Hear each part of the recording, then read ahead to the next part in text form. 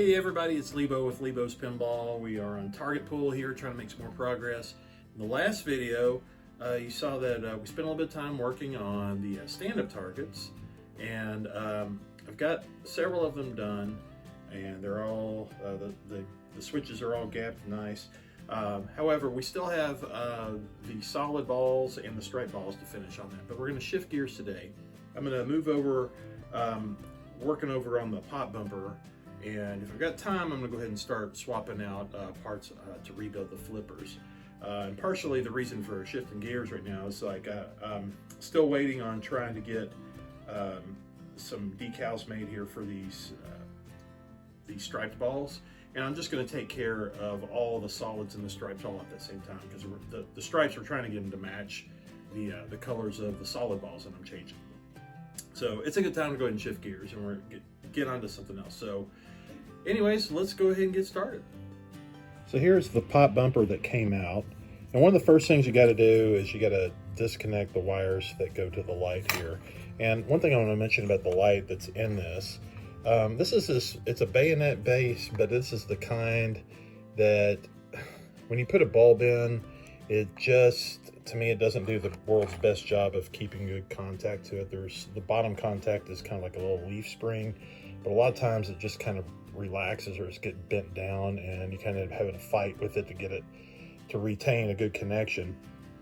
And so what I like to do is go to a wedge style bulb, but the problem with that is that it positions the bulb up a little bit higher. So if you're using if you're using an LED, you can take the dome off of it.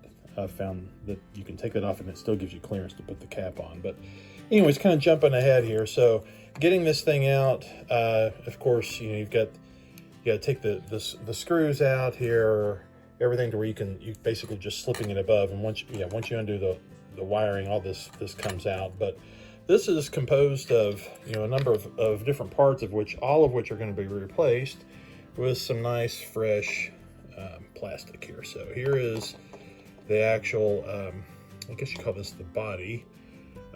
This piece is called the base, and there's even a spring here. The spring has to do with the skirt, which will help kind of get it centered and keep it just in position, so that when balls hit it, it'll twist, and then the bottom part here actually contact switches. Here's a new cap for it, and here is this wedge socket that I was talking about. So this is the style that I've used in the past, and here's a couple of insulators that I may use. They're basically just little tubes. So, all right, let's start putting things together and see how it all comes together.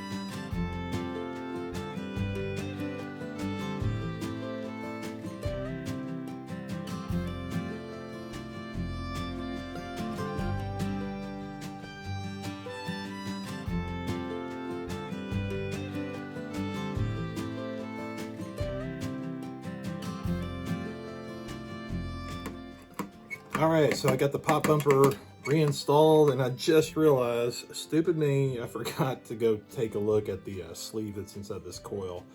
And just kind of moving it here, it seems okay, but I don't know. I think I might open it up and take a look. If it's one of those, I don't know, those metal sleeves, I don't know that I have a good solution for that, or I'm not sure if I can slip that out and put in one of the plastic ones. Let me just take a look and see if I can improve this.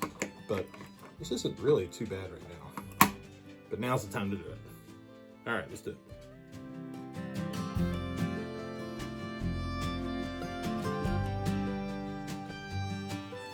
Got everything unscrewed here, so let's take a good look at everything.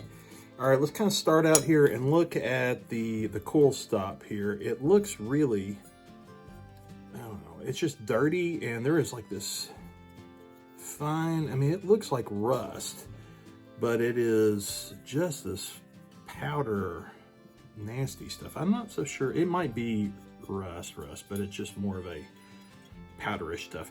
The coil stop doesn't really look all that bad. It's not, you know, a lot of times they will get flared out, just kind of mushroomed, and that one doesn't really seem all that bad. So I'd be okay with that one. But let's start looking at some other stuff. So we've got the plunger here, and what I don't much care for is, look at this rust that's there. Some of that may rub and clean off, I'm not sure. And we got a spring here that's kind of rusty. That's bad, but the worst thing is this coil. Even though the coil was working, we've got a sleeve that's stuck in here, so it pushes a little bit, but I can't get it out. Folks, I think I'm gonna have to stop for now and get some parts ordered. Go ahead and check in on these other slings here. I may have a little more to order, but thanks for watching so far, and we will see you next time and pick it up where we left off.